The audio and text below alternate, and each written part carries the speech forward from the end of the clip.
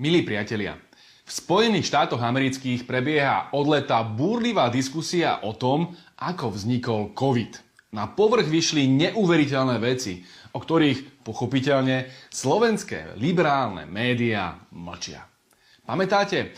Pôvodná verzia bola, že COVID vznikol z netopiera. Ak niekto povedal, že išlo o umelý výtvor z laboratória, okamžite ho označili za konšpirátora a extrémistu.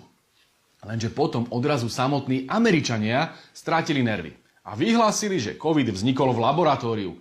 Americká administratíva z toho začala obviňovať Čínu, keďže vírus sa prvýkrát objavil v čínskom Wuhane.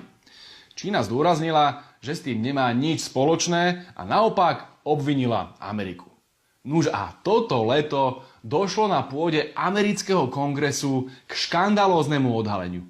Americký senátor Rand Paul obvinil hlavného zdravotníckeho poradcu amerického liberálneho prezidenta Joea Bidena z toho, že financoval výskum koronavírusov v čínskom Wuhane.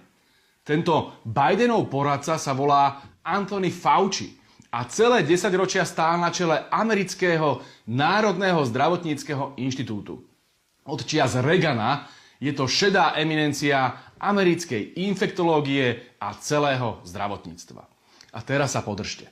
Fauci priznal, že áno, americká vláda financovala výskum koronavírov vo Wuhane a že to robili dlhé roky a že tento výskum robili na netopieroch. Teraz sa vedie hádka v americkom kongrese, či takto mohlo dôjsť k prenosu umelo vytvoreného covidu na človeka. Americký senátor Paul je presvedčený, že áno. To by ale znamenalo, že COVID je umelý výtvor americkej vlády. To nie je žiadna konšpiračná teória. O tomto sa seriózne diskutuje v americkom kongrese. Existuje reálna možnosť, že za celé toto peklo, čo tu už 2 roky zažívame, môžu Spojené štáty americké. Ešte raz a pomaly. Existuje reálna možnosť, že za celú túto pliagu menom COVID, kvôli ktorej umierajú milióny ľudí po celom svete, nemôže nevinný čínsky netopier, ale americká vláda. Len pripomínam, že Fauci, ktorý je podozrivý z toho, že za celým týmto stojí, je Bidenov človek. Koronavírus vznikol v období, kedy sa schyľovalo k americkým voľbám, v ktorých Biden potreboval poraziť Donalda Trumpa. Epidémia covidu bola jedným z hlavných dôvodov, prečo Trump prehral voľby. Ďalej pripomínam, že jeden z najznámejších sponzorov Bidenovej kampane bol George Soros. Jeden z amerických republikánskych politikov, Josh Mandel, mimochodom židovského pôvodu, obvinil Sorosa z toho, že spoločne s Deep State stáli za pandémiou a že išlo o pripravenú operáciu. Ak by ma chcel zase niekto obviňovať z antisemitizmu, lebo hovorím o miliardárovi Sorosovi, tak ešte raz prizvukujem. Americký politik Josh Mandel je rovnako ako George Soros židovského pôvodu. Nie, nejde o útok na Židov. Ide o legitímnu kritiku neoliberálneho miliardára, ktorý financoval kampane Hillary Clintonovej aj Joea Bidena. Ešte zaujímavejšie ako Sorosove peniaze sú ale sponzorské dary pre Bidena od jednej dobre známej korporácie. Posaďte sa, prosím. Bidenov výbor získal milióny od Pfizeru, farmafirmy, ktorá zarobila desiatky miliárd na vakcínach proti covidu. To od nej pochádza väčšina vakcín na Slovensku aj v Európe. Biznis ako Amerika. Zhrňme si to. Americká vláda financovala výskum koronavírov na netopieroch v čínskom laboratóriu. Zhodou okolností, v tomto laboratóriu podľa samých Američanov vznikol COVID. Bidenov poradca priznáva, že v tom boli americké peniaze. Toto sú fakty. Kvôli covidu zomreli milióny, ale zároveň americká farmafirma, ktorá sponzoruje prezidenta Bidena, zarobila miliardy. Liberálne elity sa zbavili nepohodlných politikov.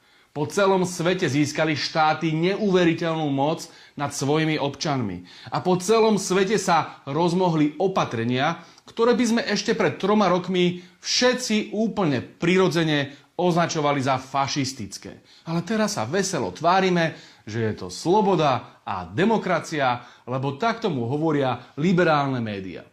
Odporcovia liberálnych politikov sú prenasledovaní. Občanom berú slobodu. Každý, kto má iný názor, je označovaný za extrémistu a dezoláta. Farma lobby má dnes väčšiu moc ako vlády. Vďaka covidu.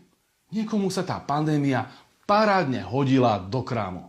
A to nehovorme o tom, ako sa odrazu zo dňa na deň vytvorila super príležitosť na to, aby sa po celom svete otestovala nová mRNA technológia, ktorú dovtedy našli odvahu vyskúšať iba na 100 ľuďoch v rokoch 2013 až 2016.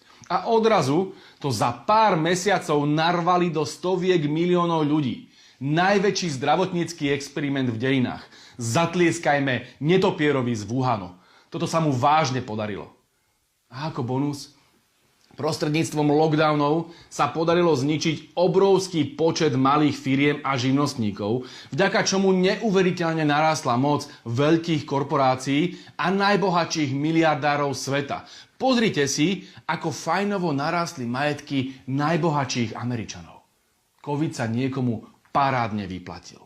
Čo tam potom, ako trpia bežní ľudia? Joe je pri moci. George má vplyv. Farmafirmy tučné zisky. Korporácie zničili konkurenciu. Vlády zlikvidovali slobodu. A médiá, ktoré majú liberálne elity pod kontrolou, tu 2 roky šírili rozprávku o netopieroch.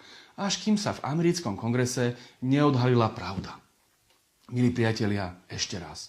Toto nehovorím ja, ale americkí senátori.